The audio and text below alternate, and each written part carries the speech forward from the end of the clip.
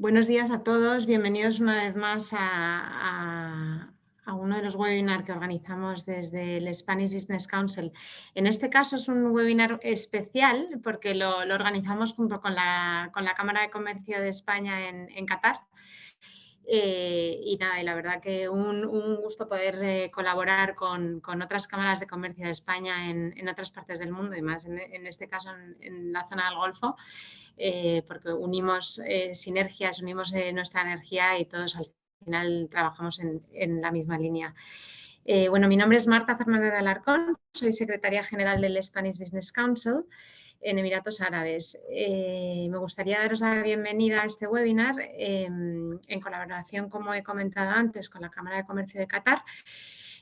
Hoy tenemos el gusto de poder contar con dos de nuestros miembros. Por un lado tenemos a Altamimi, gracias a Xavier Solanes, y por otro lado a Acciona Services. No quería quitar mucho más tiempo, simplemente eso, comentar que van a explorar acerca de las diversas oportunidades de negocio en Saudi y de distintos aspectos legales y fiscales para hacer negocios en este mercado estratégico, ¿vale? Doy la palabra a Josefa, a Fina, y ella os hace también una pequeña introducción. Muchas gracias, Marta. Muchas gracias. Mi nombre es Josefa Sandoval y soy la secretaria general de la Cámara de Comercio de España en Qatar. En primer lugar, quería darle las gracias a Marta por hacer posible esta colaboración entre cámaras, que espero que sea el principio de muchas más. También daré las gracias a Xavier y a Conrado y a todos ustedes por estar presente en el webinar y hacer posible estos webinares. Y nada más. Simplemente, si te parece, Marta, voy a hacer el inciso de que todas las preguntas y respuestas serán contestadas al final de las presentaciones de Xavier y Conrado. Y si alguna queda fuera de tiempo, pues nada, podéis enviarle un correo electrónico a Marta y yo resolveremos las dudas. Y por mi parte, nada más, muchas gracias a todos y te doy otra vez la palabra.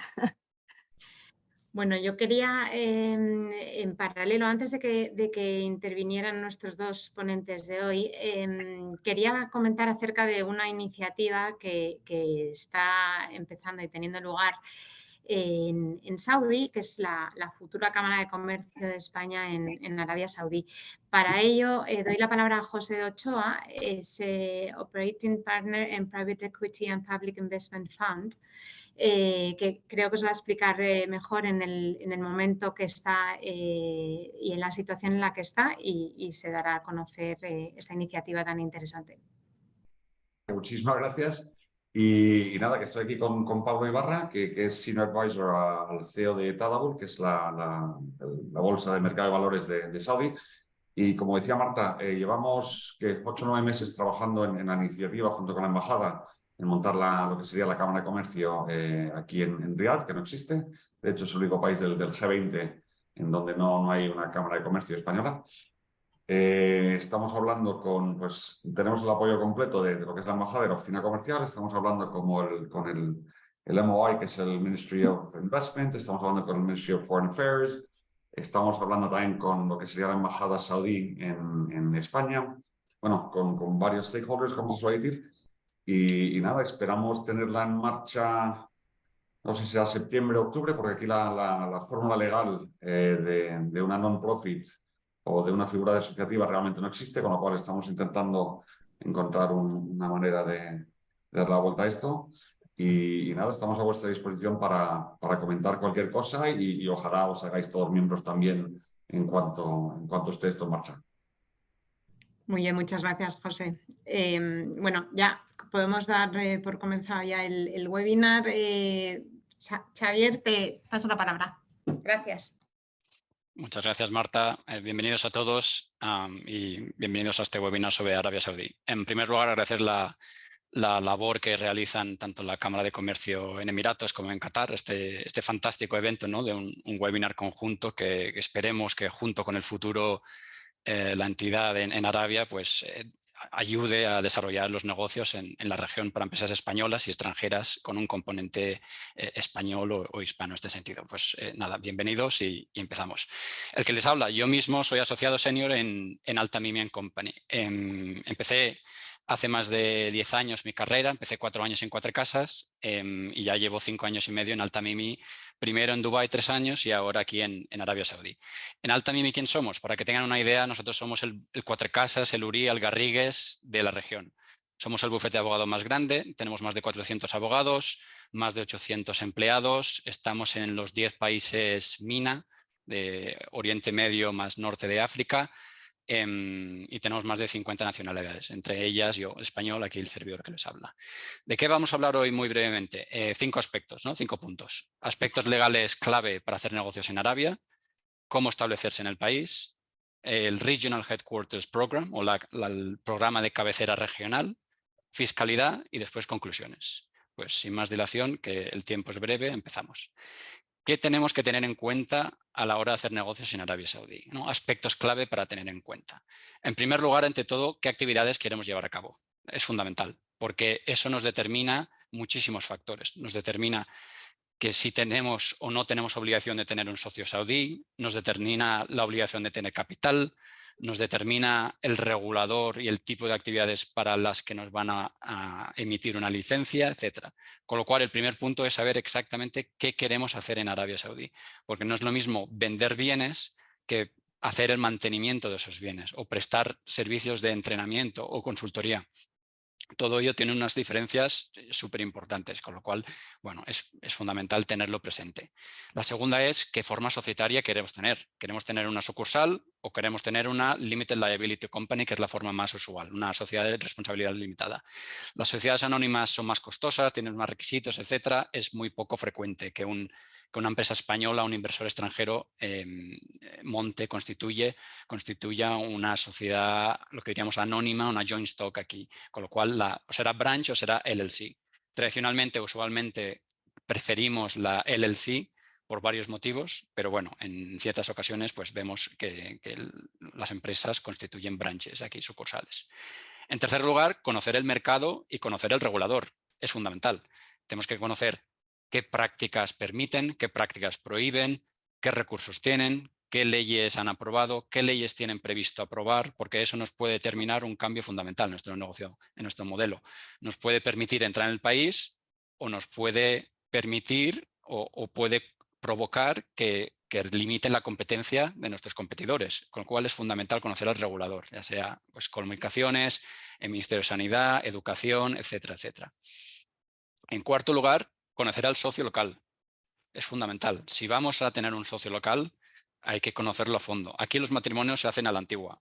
Primero las familias se conocen, se informan mutuamente, se chequean mutuamente, pues lo mismo en los negocios. Hay que conocer, si vamos a tener un socio local, hay que conocerlo a fondo. Pues hay que venir al país, hay que tener reuniones, hay que pedir la información, hay que hacer una due diligence, preferiblemente del propio socio local, porque hemos visto en muchas ocasiones que la empresa española, el inversor extranjero, firma una joint venture con el socio local y eso pues deriva en problemas porque las expectativas no se cumplen, porque hay determinados incumplimientos, porque no se conocían suficientemente de antemano. Y claro, hay un conflicto y es muy complicado en todo conflicto, como ya anticiparán, ya sabrán, salir de ese conflicto, resolver ese conflicto. Pues cuesta dinero, cuesta esfuerzo, energía y al final lo que queremos es tener una empresa en Arabia que funcione y funcione bien. Con lo cual, fundamental, conocer al socio local. Después, relacionado con esto, no dejar que el socio local, si vamos a tener uno, redacte toda la documentación. Aquí es muy frecuente que el socio local diga, no, tranquilo, mis abogados ya se ocupan de todo y usted no tiene que preocuparse de nada. Error, no hay que hacerlo. Hay que buscar asesoramiento independiente, pues sus propios asesores, abogados, lo que prefieran, pero que les asesoren a ustedes independientemente, porque si no, hemos visto muchas veces en que la contraparte se encargaba de redactar todos los documentos y en definitiva es una emboscada, les tendían una emboscada legal, con lo cual hay que tenerlo en cuenta eso, muy importante. Recursos humanos y saudización. Creo que Conrado lo comentará más adelante, no sé si lo comentará en detalle, pero aquí la normativa, a partir de tener 6 empleados o más, obliga a emplear determinado número de saudíes nacionales en la empresa. Hay cuotas de saudíes, dependiendo de la función que se ejerza dentro de la empresa.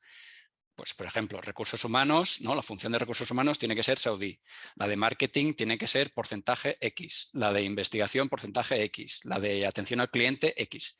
Es fundamental tenerlo presente. Y tan fundamental es tener presente ese aspecto de saudización como sobre todo una política de retención de talento. Aquí hay mucha rotación de talento, con lo cual hay que tener unos incentivos y una política de incentivos muy importante, muy clara y muy atractiva a los empleados, porque es muy frecuente que sí, ustedes van a poder emplear saudíes, pero es muy frecuente que se les vayan a los 6 meses al año, con lo cual hay que tener una política muy bien atada de recursos humanos y de incentivos a los empleados. Otro aspecto importante, no es típicamente legal, pero también lo es hablar inglés. Es evidente, o es una obviedad, que en España no se habla bien inglés. Y eso es fundamental a los negocios. Porque sí, todo el mundo puede enviar correos, pero aquí los saudíes funcionan mucho por el trato personal, por el trato humano. Y aquí es fundamental conocerles, ir a cenas, ir a eventos con ellos, tener una relación larga que se construya a lo largo del tiempo. Y hablar inglés y conocer los matices, ser capaz de hacer esos comentarios, de entenderse mutuamente es fundamental. Porque hemos visto muchas ocasiones que la empresa española no hablaba inglés, incluso empresas del IBEX, les comentaré. Hay muchas empresas que vienen a mí para que haga de traductor directamente en vez de abogado, que no hablan adecuadamente inglés y ahí generan conflictos, generan mismatches, ¿no? Que no se entienden entre las expectativas, con lo cual es fundamental. Otro aspecto importante, prever costes y tiempo. Arabia Saudí no es un país barato, no es un país para proyectos pequeños, es un país para ir a lo grande, para crecer, para tener proyectos enormes. Y es un país, sobre todo, que destacan la calidad, que buscan la calidad. Con lo cual, si ustedes son los mejores en su sector, fenomenal, pero tienen que intentar llegar a ser ese top 5 en su sector, destacar en lo que hagan, sea lo que sea, servicios, productos, bienes, etcétera. Tienen que destacar en calidad, porque los saudíes les encanta y buscan la mejor calidad. Y el precio no es tan importante, que también negocian bien el precio, pero al final no es un factor determinante. Lo importante es que ustedes sean los mejores en aquello en que hagan. Y eso les reportará o en teoría les traerá más contratos.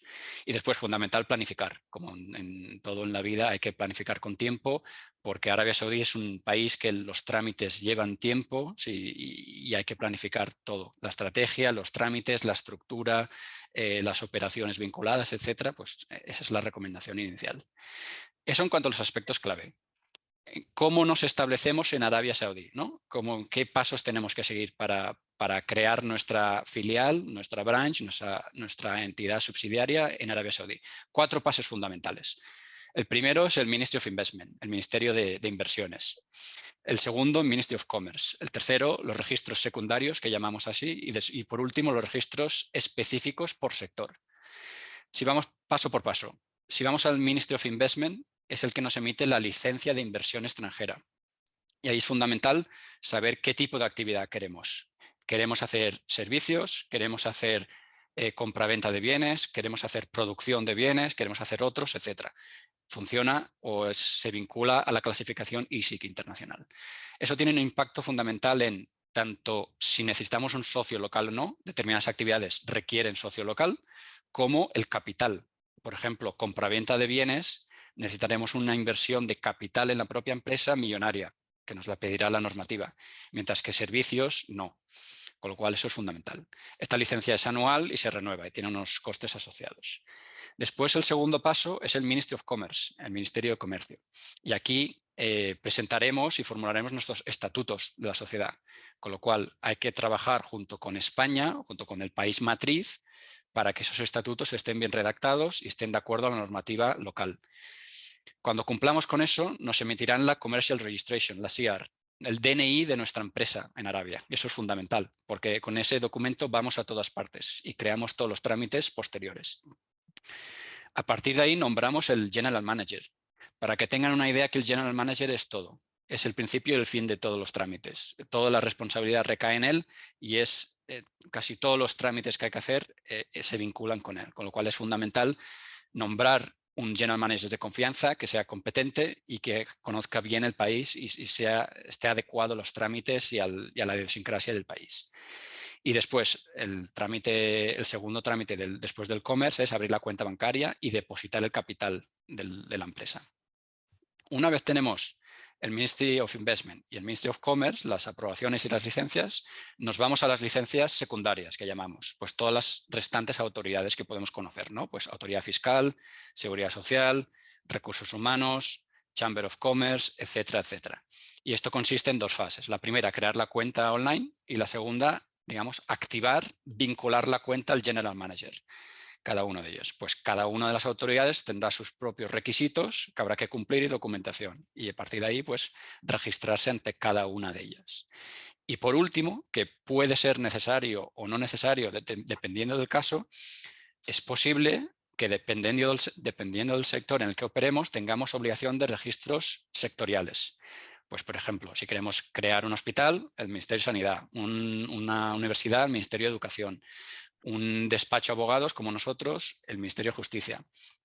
Estos requisitos sectoriales nos pueden requerir o bien participación de un socio local o bien requisitos técnicos adicionales. Por ejemplo, un bufete de abogados, a nosotros para que un extranjero monte un despacho de abogados en Arabia, nos piden que el bufete extranjero tenga 10 años de presencia internacional, presencia en 3 países del G20 y que 2 socios como mínimo se vengan a vivir a Arabia.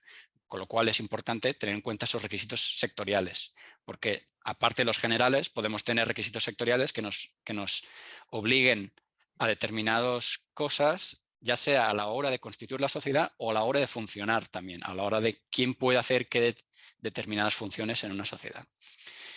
Bien, eso para establecer la sociedad a grandes rasgos. Es un proceso que puede llevar entre 3 meses, 6 meses aproximadamente. Depende de los documentos, depende de los trámites, cuán bien o mal se hagan cada una de las tareas, etc. Si pasamos al Regional Headquarters Program, al programa de cabecera regional. Este es un programa que se habla mucho últimamente porque empieza a partir de enero de 2024 y la normativa es una normativa que afecta al sector público saudí, pero que tiene efectos indirectos en el sector privado, las empresas españolas, extranjeras que operan en Arabia Saudí. ¿Qué dice en esta normativa? El sector público saudí, a partir de 2024, solo podrá contratar con aquellas multinacionales que tengan regional headquarters en Arabia. ¿Qué se entiende por esto? Un grupo multinacional a efectos de regional headquarters. Un grupo en el que tenga, aparte de la sociedad matriz en su país de origen, digamos España, tenga 2 sociedades en 2 países adicionales, Francia y Alemania, por ejemplo.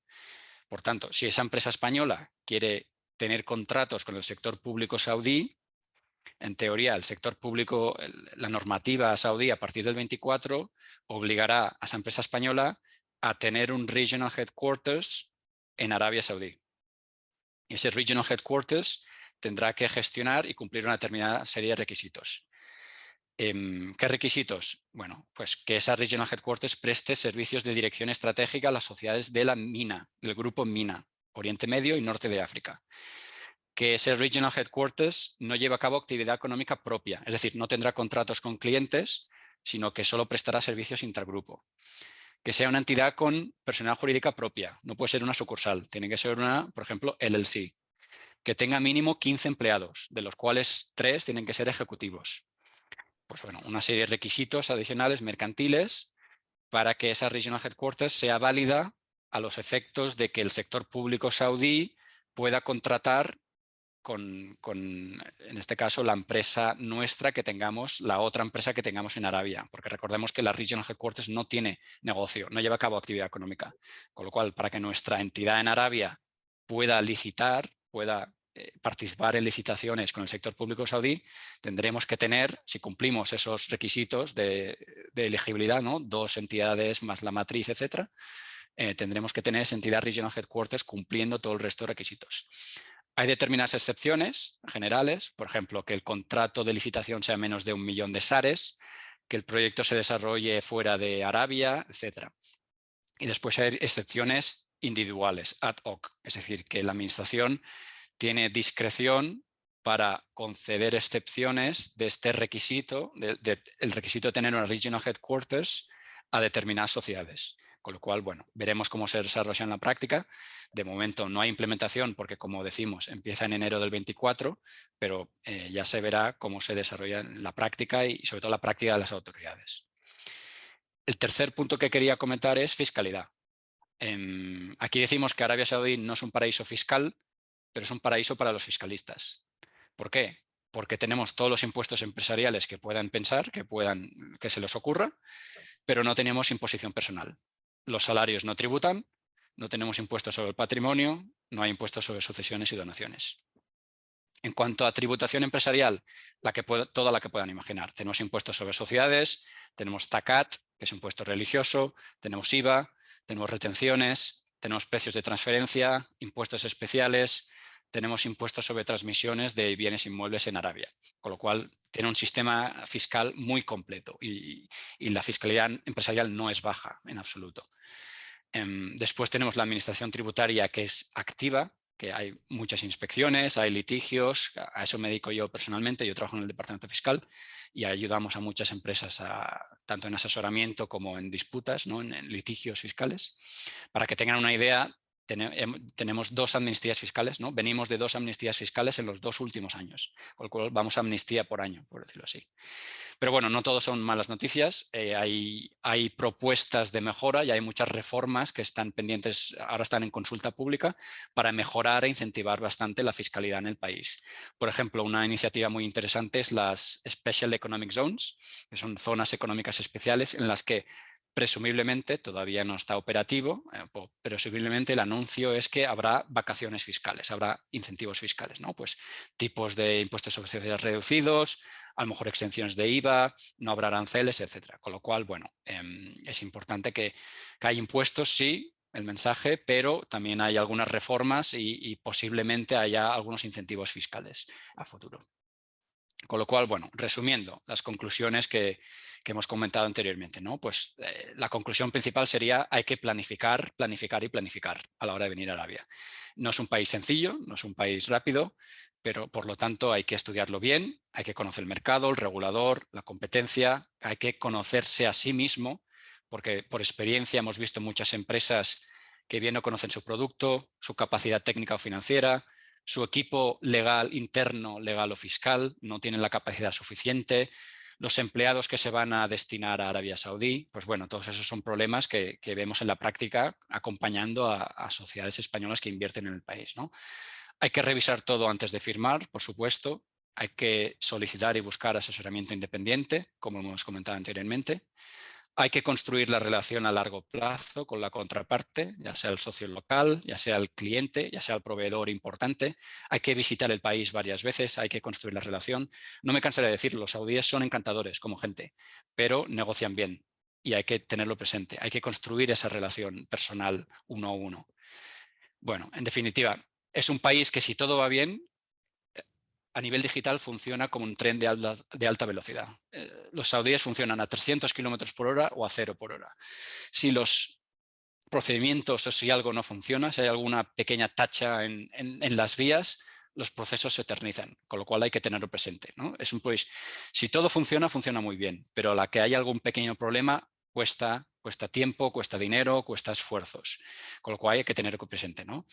Como en todo país hay riesgos legales y fiscales, que pues puede ser que les demanden, puede ser que haya inspecciones fiscales, puede ser que los trabajadores, pues alguno se vaya, que el general manager tenga problemas, que el ente público, la licitación salga mal, etcétera, pues como en todo país. Pero lo que hay que hacer es entender esos riesgos y gestionarlos de forma madura. En definitiva, no todo es malas noticias, sino que quería irme con un buen mensaje, que hay oportunidades, es un mercado de oportunidades. Conocemos y hemos ayudado a muchos grupos españoles que facturaban 50 a 100 millones a nivel mundial y solo el proyecto de Arabia Saudí duplicaba esa facturación mundial. Con lo cual es un país en el que hay muchísimas oportunidades, pero hay que conocerlas, hay que estar preparado y hay que ser consciente de cómo gestionarlas y cómo minimizar esos riesgos que existen a nivel país. Pues bueno, muchas gracias y estoy a su disposición para cualquier duda o pregunta que tengan. Vale, muchas gracias, Xavier. Bueno, me presento, yo soy Conrado Pallarés, soy el director de Desarrollo de Negocio para Acciona Servicios en Oriente Medio. Acciona Servicios en Oriente Medio llevamos en Qatar desde 2013, en Oman abrimos en 2017 y en Saudi abrimos en 2018, cuando empieza a estar un poco en el radar de todo el mundo, cuando el príncipe heredero Mohammed bin Salman introduce en 2016 la visión 2030. Aquí, vale, lo veis todo el mundo, ¿no? Sí, se ve. Se ve perfectamente. Se ve muy bien. Estupendo. Pues, como comentaba, Saudi empieza a estar un poco en el radar de todo el mundo cuando el príncipe heredero Mohammed bin Salman introduce en 2016 la visión 2030, que es un marco estratégico para reducir la dependencia del petróleo y diversificar su economía desarrollando sectores del sector público como la salud, educación, infraestructura y turismo. Y por lo tanto, muchos de los proyectos que hablaremos hoy son parte de este plan. La visión 2030 de Saudi es muy parecida a la de Qatar, a la de Emiratos, y básicamente, pues como comentaba, es reducir la dependencia del petróleo. Saudi, al ser un país tan grande y teniendo una gran cantidad de locales, pues tienen que empezar a ver cómo desembocan este plan. Antes de adentrarnos a los proyectos y oportunidades, sí que me gustaría hablar un momento del Public Investment Fund, que se estableció en 1974, pero que pasa a tener un rol muy importante a nivel económico mundial a partir de 2018, ¿no? En 2015 tenían a 50 personas en plantilla y en 2018 a 500.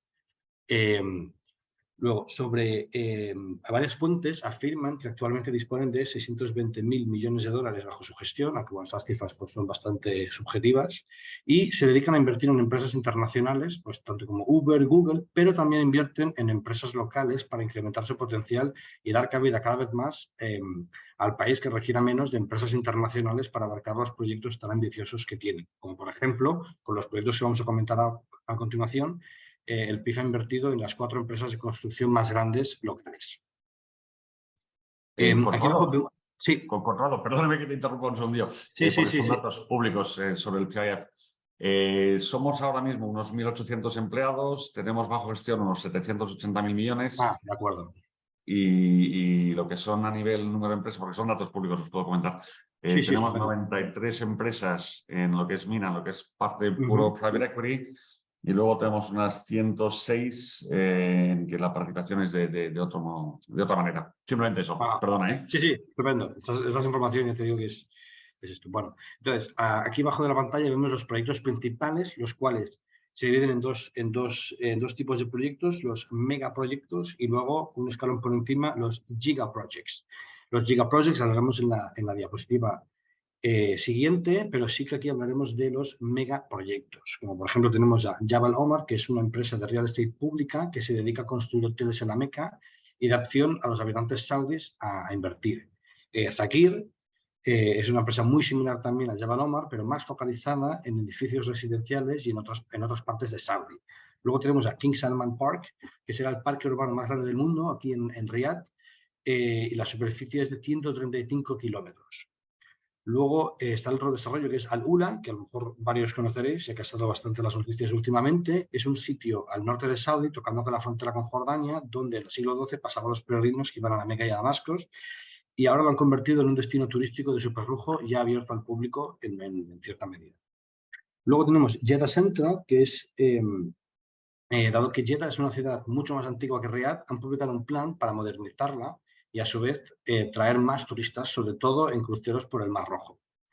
Luego está muy cerca de Jeddah, en la Meca. De Jeddah a Meca se tardan unos 45 minutos en coche.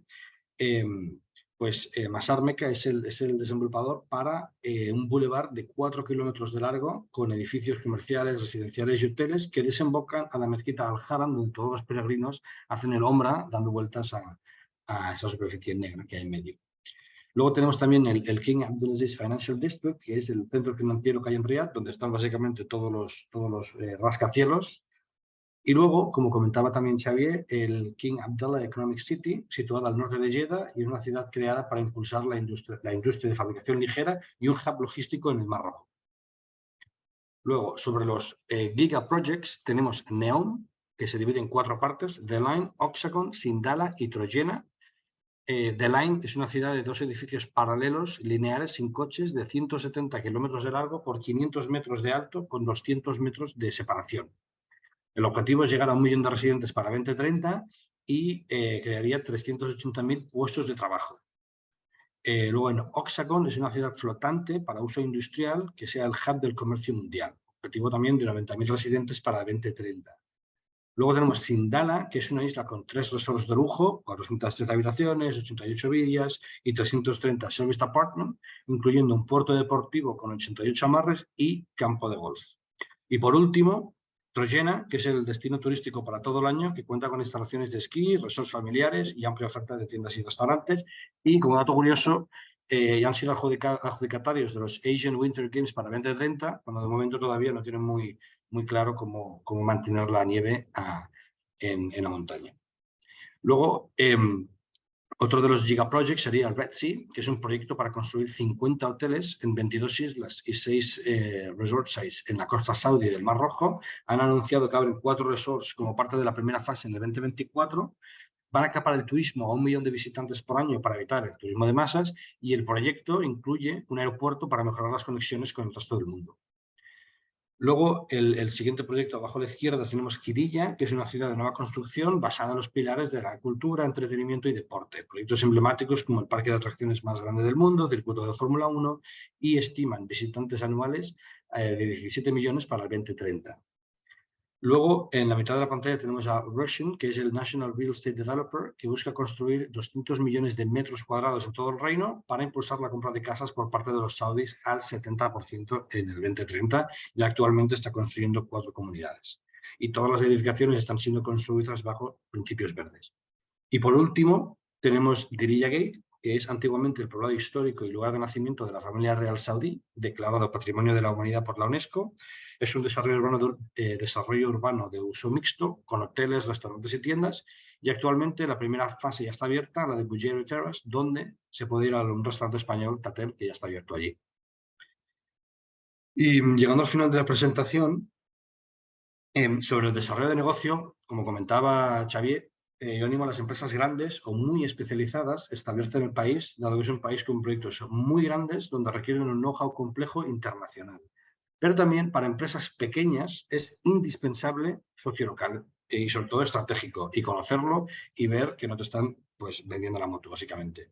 Luego, Xavier también ha comentado la posibilidad de 100% de accionariado extranjero dependiendo de la actividad comercial. Nosotros, por ejemplo, empezamos en Saudi con un socio local y ahora mismo hemos abierto una empresa 100% accionariado Acciona, para poder juntarnos con partners estratégicos y abarcar otro tipo de mercados dentro de Saudi. Luego, sobre el tema de la saudización, tanto en Emiratos como en Qatar, de momento no existe, y en Saudi sí. Entonces, dependiendo de la actividad comercial, es entre un 20 y un 70% de saudis en plantilla, dependiendo de la actividad. Como decía Xavier, si se te va un saudí y no cubres el 20%, una empresa de servicios como la nuestra, por ejemplo, se te bloquea y no puedes hacer absolutamente ningún tipo de gestión en el sistema del gobierno. Y como comentaba también Xavier, ciertas posiciones solo pueden ser saudis. Nosotros, en Acciona Servicios, sí que damos este servicio de visados, en el cual nosotros tenemos visados porque, dado al negocio que tenemos muchos saudis, por lo tanto sí que, por un fee, podemos dar esa posición. Si se establece una empresa y necesita 25 ingenieros españoles, por ejemplo, no hace falta que tengas el porcentaje en saudis. Y luego, por último, sí que comentar la parte de los tenders de las licitaciones tan públicos y privadas. Las licitaciones públicas en la plataforma de Etimat, que en Qatar sería la homóloga al Munakasat, van más dirigidas a contratistas locales y sin mucho valor añadido y poca especialización. Donde es realmente interesante es en que cada gigaproyecto tiene sus licitaciones privadas y tiene su propio departamento de procurement y su intranet para participar en los mismos. Entonces, cualquier empresa que se quiera establecer en Saudi, una de las primeras cosas que se deberían de hacer es registrarse en las vendor list, y una vez registrado y aceptado, pedir una reunión y sentarte con la gente de Neom, con la gente de Red Sea, con la gente de Diriyah, con quien sea. Entonces, este sería ya el final de mi presentación. Cualquier duda que pueda responder.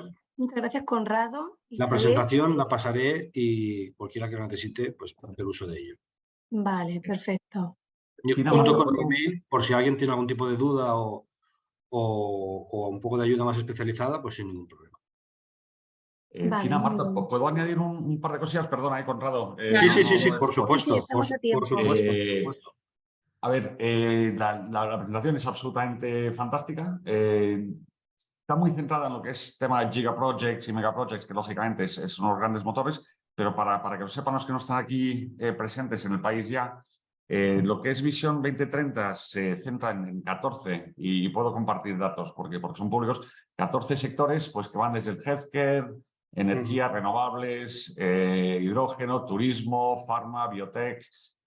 Hay muy grandes, o sea, aparte de lo que son los giga y los megaprojects, que son absolutamente, vamos, inmensos. Pues, por ejemplo, en minería, y son datos públicos, hay intención de desplegar 1,3 trillones de dólares en los próximos 5 años. En petroquímica, unos 100.000 millones de dólares todo esto. En unos 224 en healthcare. En logística y transportes, unos 150.000 millones. O sea, realmente en arte y turismo, por ejemplo, creo que son 65.000 millones en los próximos 10 años. Es decir, que las oportunidades que hay en Saudi no se ciñen solamente a lo que es ingeniería, construcción, EPC y demás, sino que realmente se están creando sectores de nuevo y nuevos en todo lo que se os ocurra. O sea, las oportunidades aquí son absolutamente fantásticas. Sí, si os parece, respondo a la primera pregunta que preguntan Anónimo. Si es cierto que las empresas saudíes tardan mucho tiempo con la transacción de pago a empresas extranjeras. En caso afirmativo, ¿a qué se debe? Bueno, la respuesta es que no solo a las extranjeras, también a las locales. Con lo cual, las extranjeras no estáis en peor posición. Es un problema endémico en Oriente Medio. Que los pagos se retrasan, que hay retrasos, que cuesta que paguen, ¿no? Que sí que hay mucho dinero, hay mucho proyecto, pero sí que es verdad que hay un porcentaje de retraso en el pago pues importante. No sabría decir datos porque no son públicos y fiables como tal, pero sí que es verdad que es importante. Una cuestión importante aquí es que en Arabia las cortes, los tribunales no conceden interés, porque es contrario a Sharia. Con lo cual, el paso del tiempo no se remunera como tal, a menos que hayas liquidado daños contractualmente, haya una cláusula de daños liquidados como tal. Las cortes no suelen conceder interés por el retraso del pago, con lo cual, bueno, es un problema añadido. A nivel de tiempos, pues vemos aproximadamente un año, depende del tribunal, depende de la región, depende de la sección, etcétera, que puede una resolución, un caso de tribunales, puedes irte a un año aproximadamente, año y medio. Pero sí, vemos que hay impagos, ayudamos a empresas con impagos en este caso, y sí, la respuesta es, bueno, no es estrictamente extranjero, es también local. A las empresas extranjeras lo que pasaba tradicionalmente, o que hemos visto en alguna ocasión, es que la contraparte saudí firmaba el contrato con la extranjera y después a la hora del pago le decía, no, nosotros te pagamos en una cuenta bancaria saudí solo. Claro, problema. Estamos en España, somos una empresa española, no tenemos nada en Arabia. ¿Cómo vamos a abrir una cuenta en Arabia Saudí? Porque no te la van a abrir porque no tienes una entidad, no tienes una SIAR, que hemos dicho, el DNI de la empresa local. Y ese era un problema, que forzaba a la empresa española a establecerse en el país solo a los efectos de cobrar o a usar un intermediario de pagos, etcétera. Pero bueno, ya imagináis que ahí se iban los fees. Con lo cual era un problema anteriormente. Ahora entendemos que cada vez menos, relativamente menos, pero bueno, con la Regional Headquarters hay otra tendencia a la inversa, ¿no? Que es tener más presencia local, tener más entidad local como tal, con lo bueno. Yo creo que la respuesta es, si se tiene previsto tener un proyecto a largo plazo en Arabia, hay que establecerse en Arabia. Hay que montar, bueno, hay que crear una sucursal, hay que crear una LLC y a partir de ahí operar en Arabia porque facilita mucho la operativa como tal. Al margen de que a lo mejor haya obligación legal de establecerse desde el minuto 1, porque aquí la norma es, si llevas a cabo negocio en Arabia, tienes que establecerte en Arabia. Con lo cual la distinción o el debate normalmente es qué se entiende por llevar a cabo negocio en Arabia. Si es servicio remoto, offshore, completamente 100%, no, en principio no, pero bueno, si ya hay un componente local, si ya vamos a emplear empleados, si ya vamos a participar activamente en el país, entonces sí, hay que establecerse y hay que crear una entidad, ya sea branch, LLC, con socio local, si no, depende de la normativa. Espero que eso responda a la pregunta. Muchas gracias, Javier. Seguimos con las preguntas. Bueno, las siguientes nos preguntan si podemos compartir el link de las pizzas que se muestran en pantalla. tiene que ser cuando Conrado El link mostró la de las... presentación, el link de las visas que se muestra en pantalla. ¿De las visas? Sí, eso pone el link de las Una diapositiva, creo que ponías un pantallazo de una Sí. diapositiva de... Ah, sí, no, pero Estados esto está puesto pequeño para... A ver, esto es el snapshot de nuestra cuenta en el Ministerio de Sí. Trabajo en Saudi, que actualmente pues tenemos el numerito en verde y tenemos 11 visas disponibles. Pero eso ya cada empresa lo tiene la suya propia. Sí. Vale, ok, gracias, Conrado. Seguimos. La siguiente pregunta, ¿ETIMAD para contratistas locales se refiere a contratistas locales saudíes o también del GCC? ETIMAD es más para contratistas locales en el sentido de empresas más pequeñas y el GCC, pues si son igual de pequeñas, pues también, ¿no? Un poco son contratos de, pues no son nada comparado con los megaproyectos que comentábamos también. Yo creo que la pregunta es si se tiene que estar establecido en Arabia para participar en ETIMAD. Yo creo que No. normalmente En el MISA te dan un bidding certificate. En la página web del MISA te dan el mismo día que te haces tu cuenta un bidding certificate pero no para todos, para algunos. Sí, correcto. Sí. Pero después es muy frecuente que la licitación la haga la empresa matriz, la española, por ejemplo, pero después, como va a llevar a cabo actividad económica en el país, se establezca una filial, una branch en el país posteriormente. Continuamos, tengo una pregunta aquí también. Hola, mi pregunta es para TAS. Tengo entendido que las autoridades tienen una posición bastante agresiva sobre la existencia del establecimiento permanente, aun teniendo una LLC en Arabia Saudí. Unmatched fees prestados por entidades extranjeras, negociaciones con clientes locales, cuya beneficiaria última es una extranjera. Son muy frecuentes las inspecciones fiscales en TP y como suelen ser los TAS Assessment, hay espacios para negociaciones favorables con las autoridades. ¿Hay opciones de MAPS?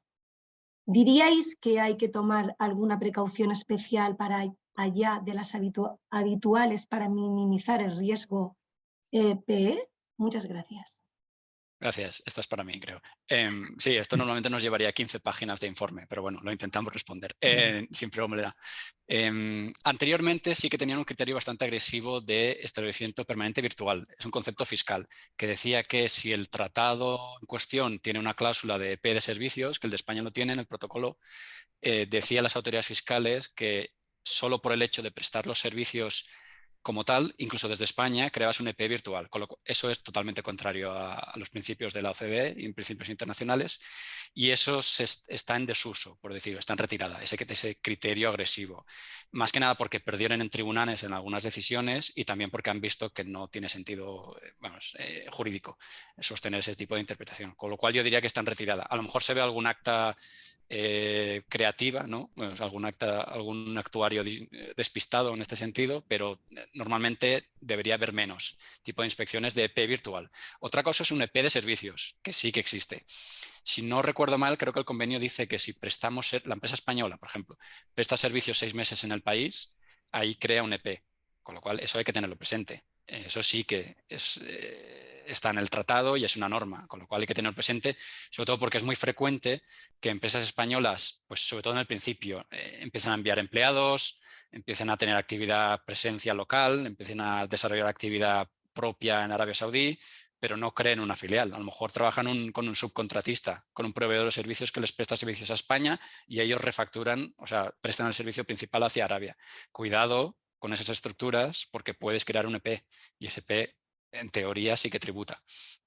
Y después no es tanto el problema de crear un EP, que también, sino también el problema de cómo tributa ese EP, que tienen normas muy expansivas sobre cuál es la base imponible y los beneficios atribuibles al EP. Vemos inspecciones en precios de transferencia, sí, hay que tener cuidado, hay que tener bien atados y bien analizados los precios de transferencia, por supuesto.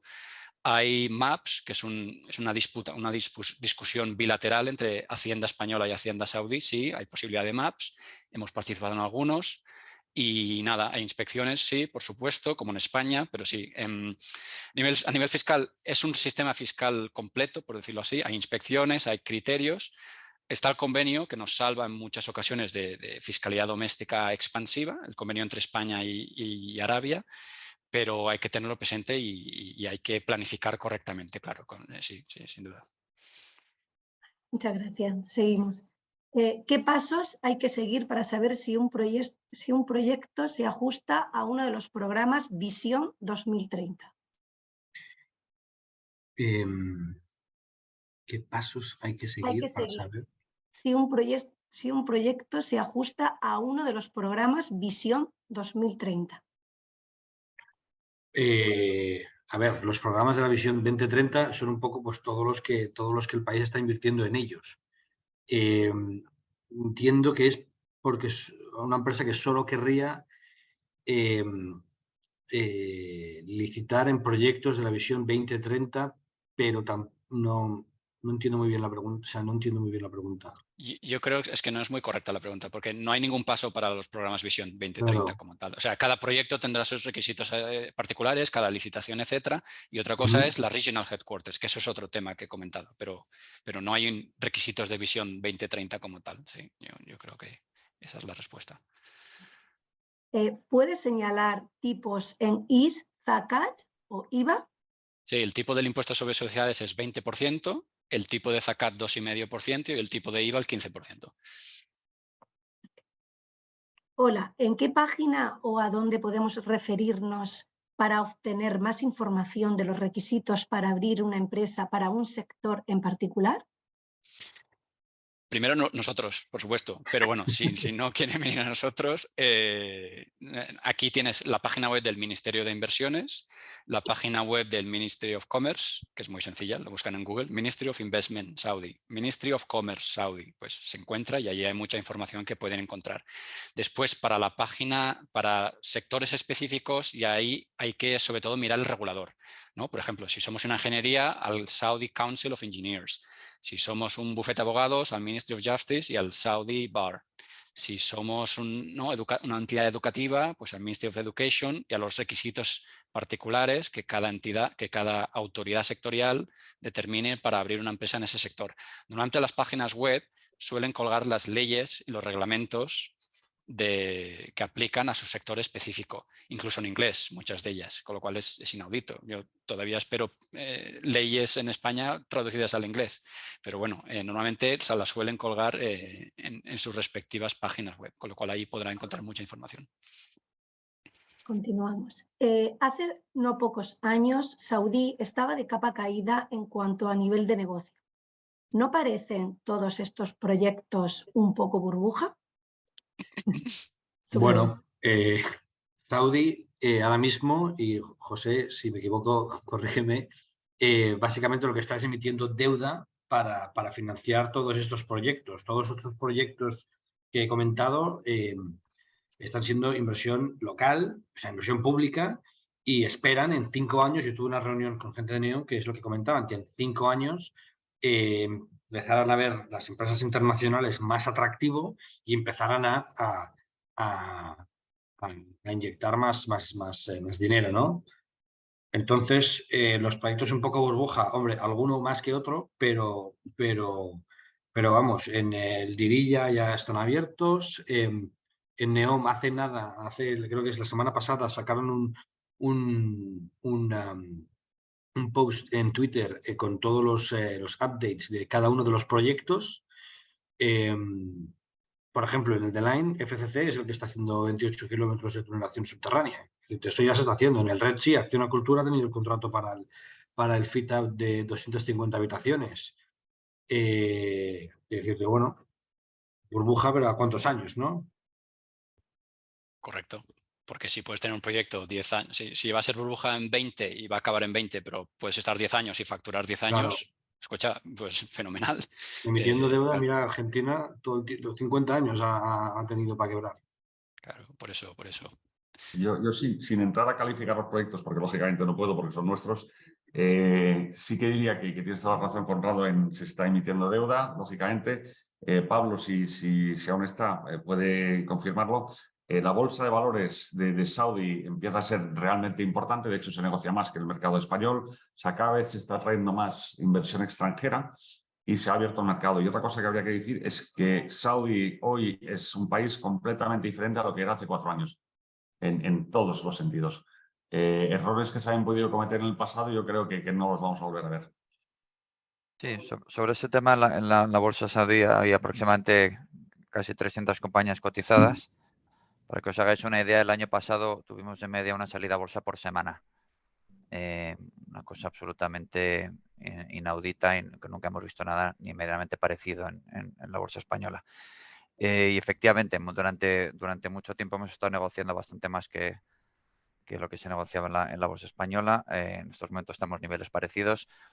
Y dentro de lo que es la región del GCC del Golfo, esta es la mayor bolsa con bastante diferencia respecto a las demás. Alrededor del 70% del volumen de negociación en todas las regiones está aquí. Esto es uno de los principales mercados emergentes.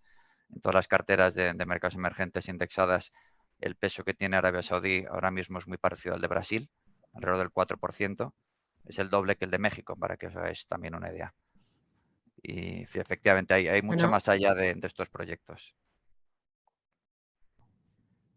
Pablo, aprovecho para presentarte, que como no contábamos con que fueras a intervenir, sí. Pablo es la otra persona, junto con José Ochoa, que está al cargo del proyecto incipiente de Cámara de Comercio de España en Saudi.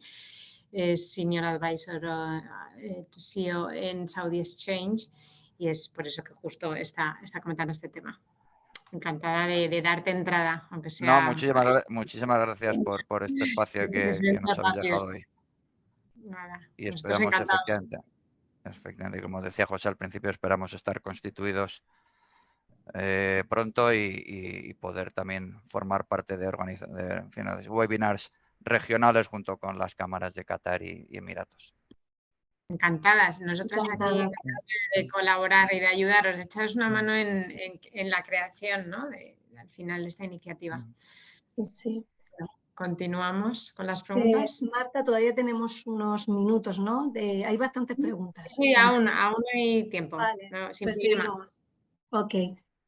Special Economic Zone es como Free Zone en Emiratos. He entendido que aún no existe. Sí, yo creo que es para mí esta. Sí, es relativamente similar. Al final es como una zona franca, lo único que en España no conocemos incentivos fiscales a nivel de tributación directa, es decir, solo hay indirecta, pues no aplicación de IVA y no aplicación de aranceles, sobre todo en España, ¿no?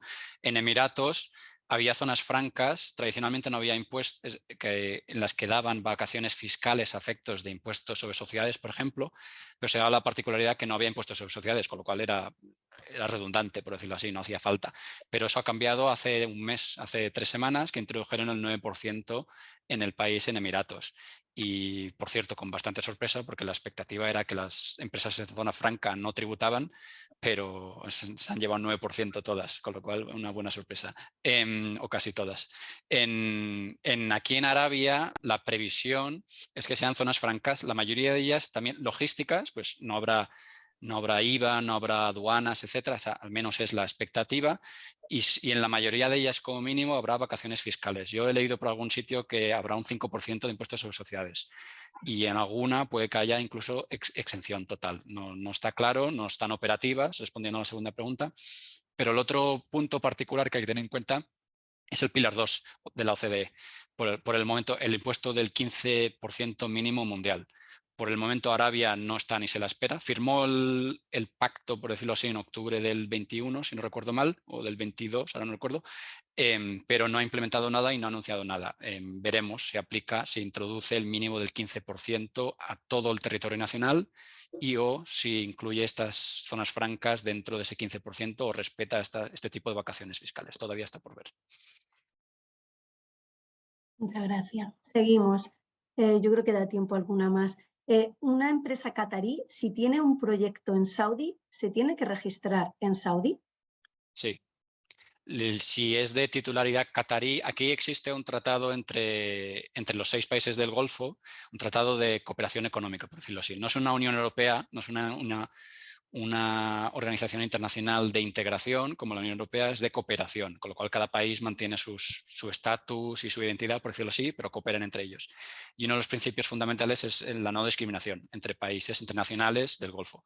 Con lo cual, un catarí que invierte o que abre una LLC 100% en Arabia no tendría, por ejemplo, el requisito de pedir una foreign investment license, porque no es foreign. Se trata, ¿no? Hay un trato equitativo entre nacionales cataríes y saudíes, pero sí tendría que darse de alta, ¿no? Registrar una LLC o una branch, lo que sea, y tener los registros comerciales, Ministry of Commerce, GOSI, HR, etcétera, que aplican a todas las empresas por igual.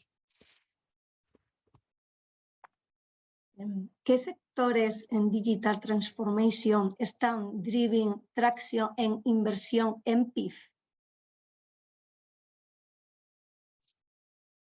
Yo creo que esta pregunta es más para José.